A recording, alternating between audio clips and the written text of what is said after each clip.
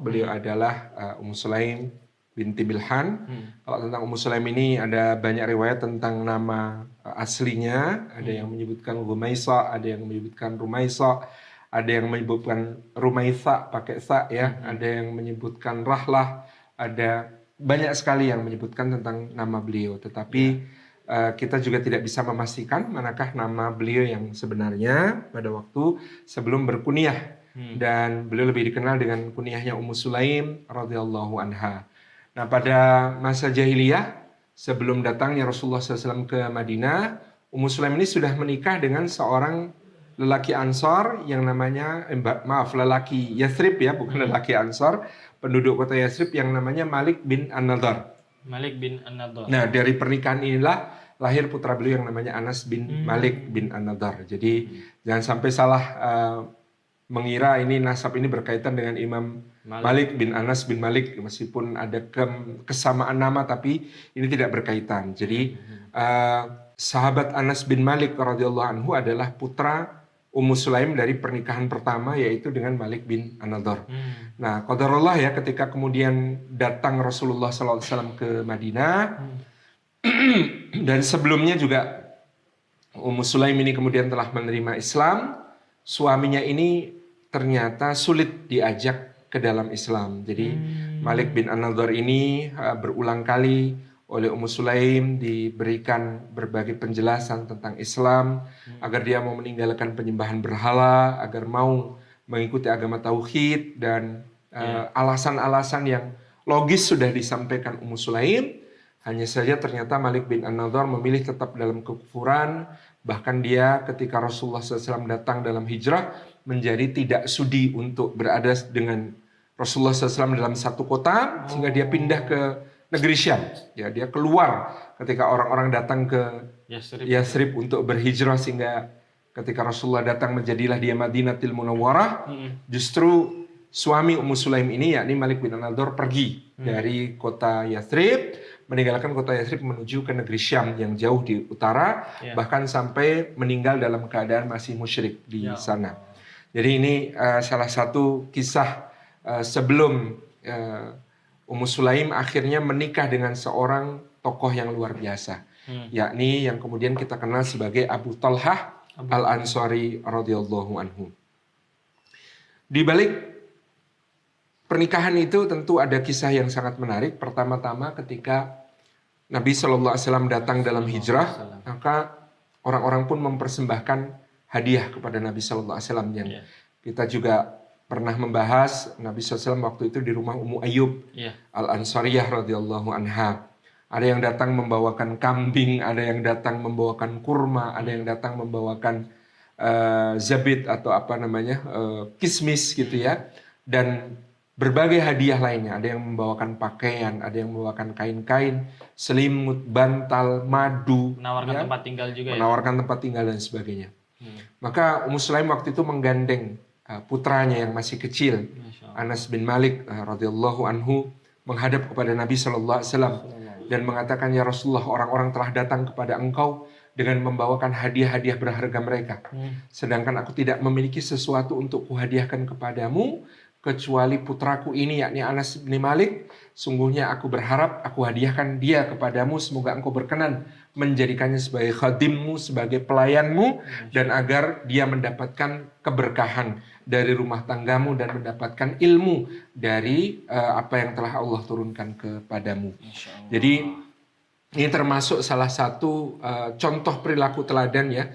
Kalau kita memang meyakini ada seorang yang memiliki keutamaan, kesolehan, kepemimpinan, keagungan, ya kebaikan-kebaikan dan keberkahan di dalam kehidupannya, lalu kita menginginkan anak kita kelak juga mendapatkan keutamaan dan keberkahan dari jalan yang sama, dari tempat tersebut, maka kita boleh ya mempersembahkan anak kita, menghadiahkan anak kita untuk menjadi khadim dari orang tersebut, supaya dia belajar banyak, supaya dia talaki, supaya dia kemudian mujalasah ya, duduk bersama dengan orang-orang besar ini, sehingga dia akan mendapatkan cara berpikir yang besar, dia mendapatkan cara bersikap, teladan-teladan dalam berperilaku, dalam akhlak mulia, dalam berbagai aspek, dan bahkan juga mendapatkan ilmu pengetahuan yang luas.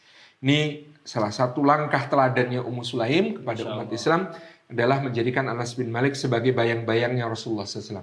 Sehingga Anas bin Malik ini selalu kemanapun Rasulullah pergi mengikuti, ya menyimak setiap bukan cuma kata-kata sabda Rasulullah, tetapi juga adalah perilaku, ya perbuatan-perbuatan Rasulullah SAW. Sehingga Anas bin Malik ini termasuk salah satu sahabat yang paling banyak meriwayatkan hadis ya di bawah Abu Hurairah, dan beliau Anas bin Malik ini menjadi salah satu sumber terpercaya para sahabat untuk melihat bagaimana contoh-contoh dari Rasulullah dalam menghadapi berbagai peristiwa, menghadapi berbagai kegiatan, kehidupan sehari-hari dan lain sebagainya. Selain para ummahatul mukminin, itu Anas bin Malik ini salah satu sumber yang paling terpercaya. Dan Anas bin Malik ini meriwayatkan bagaimana dia selama 10 tahun menjadi khadimnya Rasulullah SAW.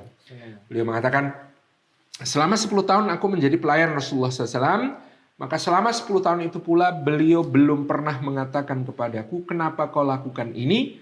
Dan beliau juga belum pernah mengatakan kepadaku, kenapa kamu tidak lakukan itu? Masya Allah. Itu kan sulit dibayangkan ya. Kita jangankan kepada pembantu, kepada istri, kepada anak, kepada anggota keluarga sendiri, kadang-kadang, kenapa kamu nggak gini? Kenapa kamu nggak gitu? Ya, itu suatu yang sangat wajar dan kita anggap sebagai suatu yang sangat normal gitu.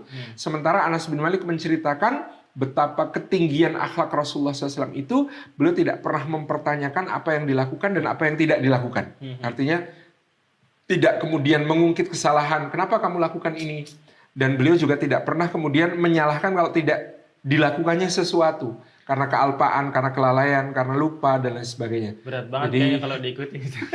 ini salah satu teladan yang paling berat ya dari Rasulullah SAW, bagaimana menjaga lisan untuk tidak mengatakan kenapa kau lakukan ini, kenapa tidak kau lakukan itu. Itu cerita Anas bin Malik radhiyallahu anhu sendiri. Jadi ini salah satu persembahan terbaik Ummu Sulaim, bukan hanya kepada Rasulullah SAW, tapi kepada umat Islam. Masya Allah. Kita bisa membayangkan dari setiap hadis yang diriwayatkan Anas bin Malik, diamalkan umat Islam dari zaman ke zaman, menjadi rujukan dalam berbagai amal soleh dan ibadah dari zaman ke zaman, maka Anas bin Malik mendapatkan aliran pahalanya gitu ya, keberkahan yang tak putus-putus, kebaikan yang tak putus-putus sampai akhir zaman. Sedangkan yang memberikan Anas bin Malik sebagai hadiah menjadi wasilah agar Anas bin Malik menjadi mata air ilmu bagi umat, tentu juga mendapatkan bagian pahalanya, dan itu adalah Ummu Sulaim radhiyallahu anha. Dan ketika kemudian suaminya telah menceraikannya dan pergi ke negeri Syam, maka Ummu Sulaim tentu menjadi seorang wanita yang penuh pesona, penuh daya tarik dengan kecerdasannya, dengan keberaniannya, dengan kemuliaannya, sehingga datanglah lamaran dari seorang pria bangsawan di kalangan orang-orang Yasrib, orang-orang Madinah. Nama pria ini adalah Abu Talhah. Ya. Abu Talhah ini ketika melamar Ummu Sulaim, maka di sini sekali lagi kita mendapatkan keteladanan perempuan peradaban yang luar biasa dari Ummu Sulaim. Ketika itu Abu Talhah masih seorang musyrik, belum beriman, belum bersyahadat. Maka ketika lamaran dari Abu Talhah ini datang, Ummu Sulaim mengatakan begini, wahai Abu Talhah, sesungguhnya engkau ini lelaki yang tidak pantas untuk ditolak. Baik dari nasabmu, baik dari hartamu, maupun baik dari rupa dan juga perilakumu. Ini laki-laki yang baik, dia bukan laki-laki berandalan, akhlaknya terjaga, orangnya jujur dan amanah, ya, tidak sombong, orangnya tawadhu, dari keluarga yang baik, keturunan yang baik, juga memiliki harta yang cukup, begitu. Jadi kata Ummu Sulaim, engkau ini tidak ada alasan untuk menolak lamaranmu. Ya, dari sisi apapun tidak punya alasan aku ini untuk menolak lamaranmu. Hanya saja ada satu penghalang di antara kita. Penghalang itu adalah karena aku seorang muslimah, sedangkan engkau seorang laki-laki musyrik. Nah, ini menjadikan kita tidak bisa menikah karena engkau belum beriman kepada Allah dan Rasulnya. Maka kata Ummu Sulaim, jika engkau memang berniat untuk menikahiku, dan bila engkau berkenan, maka cukuplah engkau masuk Islam. Dan keislamanmu itu akan menjadi mahar bagi pernikahan kita. Aku bersedia menikah denganmu, dan aku tidak akan meminta mahar kepadamu apapun selain itu, gitu ya. Jadi ini menunjukkan perhatian Ummu Sulaim yang luar biasa tentang dakwah. Dan saya dulu pernah sampai pengen menginisiasi gerakan Ummu Sulaim, ya. Maksud saya begini, dulu ada gerakan pemurtatan itu melalui proyek dipacarisasi kemudian dihamilisasi. Jadi ada lelaki-lelaki kafir yang memang dititipi misi untuk memacari muslimah, menghamili muslimah, kemudian mengajak mereka menikah dengan cara agamanya, dimurtadkan ke agamanya. Ini harus kemudian kita membaliknya ya dengan teladan dari Ummu Sulaim tadi, bahwa kita perlu menyiapkan generasi muslimah-muslimah tangguh yang sanggup berkata kepada orang-orang yang belum beriman, tetapi mereka misalnya tokoh-tokoh yang kemudian dengan pesonanya dia menarik orang-orang itu ketika mereka menanyakan kesediaan untuk menikah, menanyakan kesediaan untuk menjadi pasangan, maka seperti Ummu Sulaim lalu bisa menjawab, aku tidak meminta selain keislaman sebagai mahar dalam pernikahan kita. Dan ini tentu perlu seorang perempuan yang memiliki karakter yang kuat, kemandirian gitu ya, yang memiliki independensi ya, kemerdekaan di dalam bersikap dan berpikir yang luar biasa. Dan itulah yang ditunjukkan Ummu Sulaim, dan tantangan Ummu Sulaim ini yang kemudian membuat Abu Thalha ini merenung sampai 3 hari gitu ya. Merenung sampai 3 hari karena dia harus memutuskan apakah aku akan melanjutkan menikahi Ummu Sulaim dengan syarat aku masuk Islam, ataukah aku kemudian karena setia kepada agama lama, aku harus meninggalkannya. Maka dia mempelajari Islam dengan serius selama 3 hari itu. Dia bertanya tentang Islam, dia bertanya tentang apa-apa yang diajarkan oleh Islam, dia bertanya tentang pokok-pokok ajaran Islam, dia bertanya tentang ibadah dalam Islam. Sehingga dia kemudian ketika masuk Islam, betul-betul dalam kesadaran penuh dan betul-betul dengan kesadaran penuh memahami pemahaman penuh terhadap berbagai pokok-pokok keislaman yang harus dia tahu gitu ya. Jadi bukan yang demi nikah pokoknya apapun dilakukan akhirnya masuk Islam tapi Islamnya nggak dijalankan. Nah itu yang juga akan menjadi perhatian penting dalam tadi gerakan Ummu Sulaim. Jangan sampai dia hanya masuk Islam sebagai kedok, habis itu kemudian tidak practicing, tidak mengamalkan, dan bahkan mungkin kembali ke ajaran lama. Itu jangan sampai.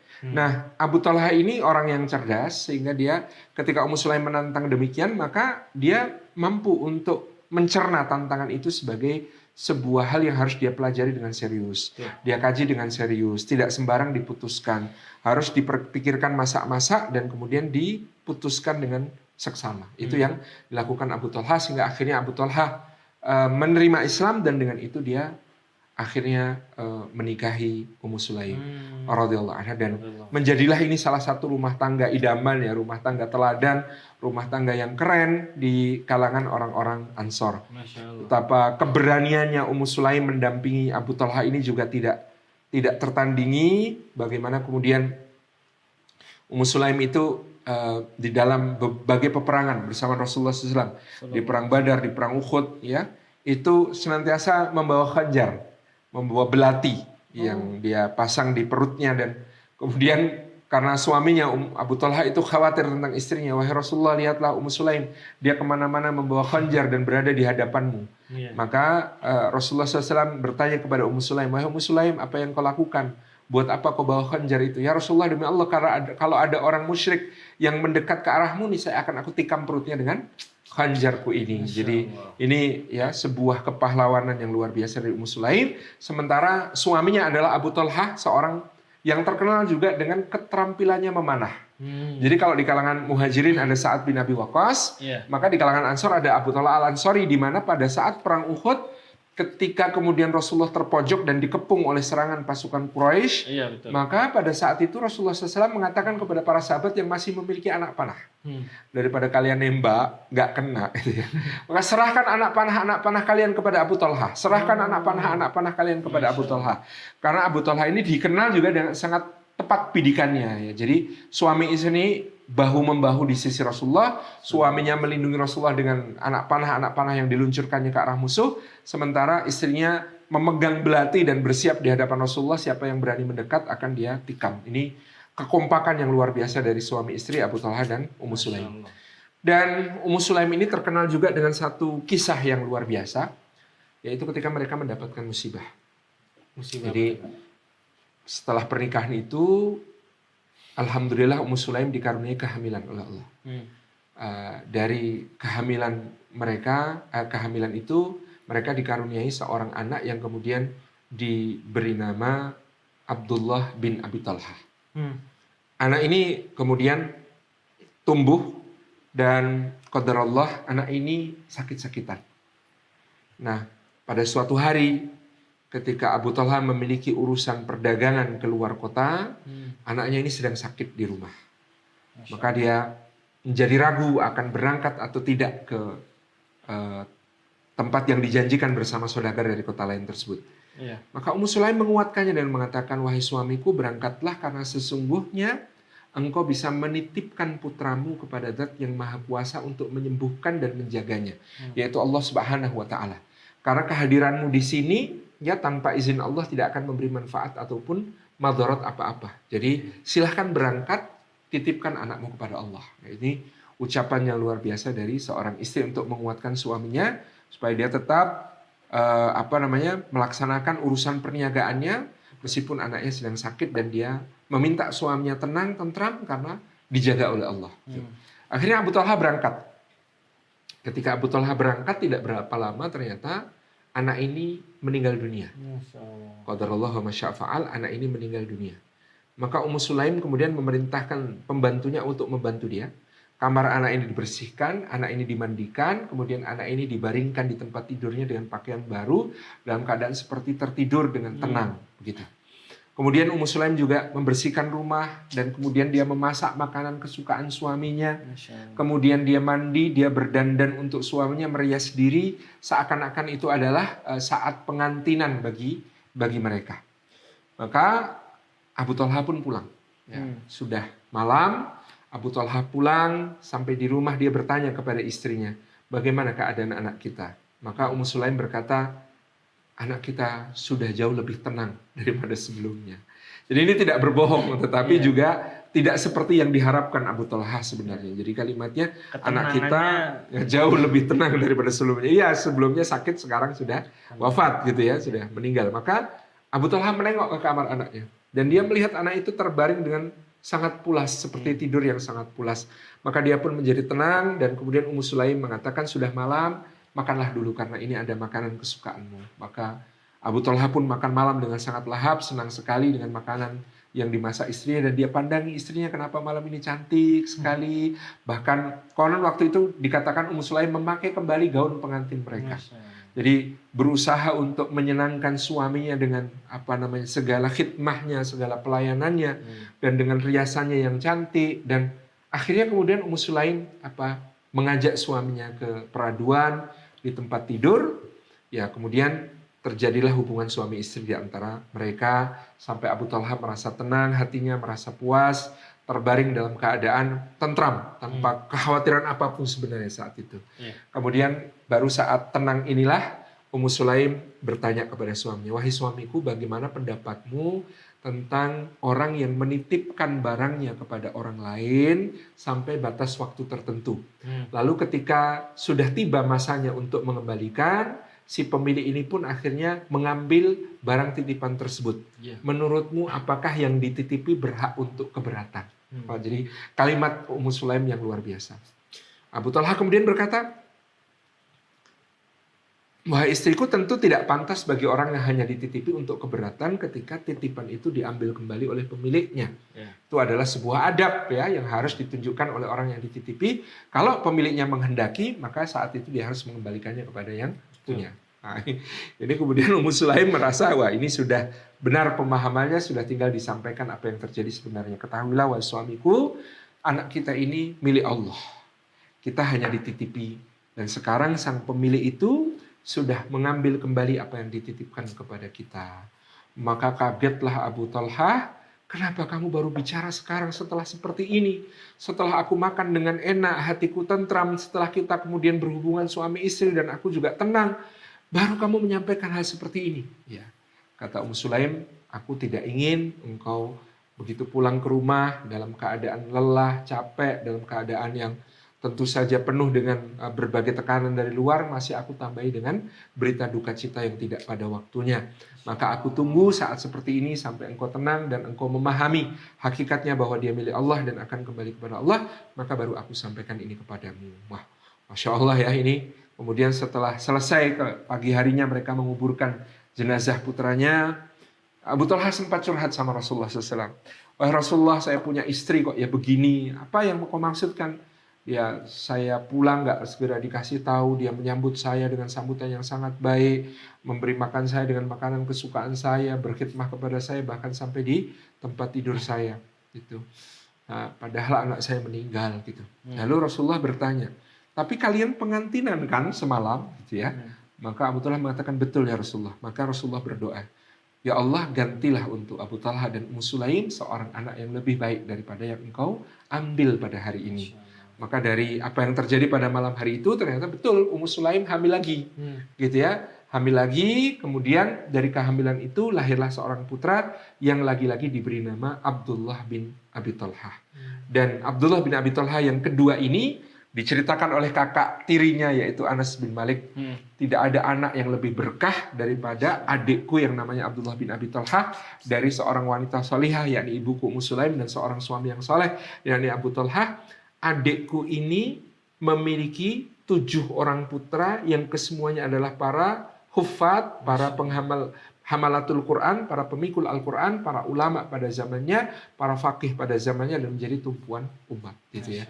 Jadi itu adalah berkah, kata Anas bin Malik, dari seorang wanita solihah yang tahu bagaimana menempatkan diri ketika terjadi musibah dan tahu bagaimana cara terbaik menyampaikan musibah itu kepada suaminya. Jadi ini yang sangat luar biasa dari keluarga Ummu Sulaim dan Abu Talha ini.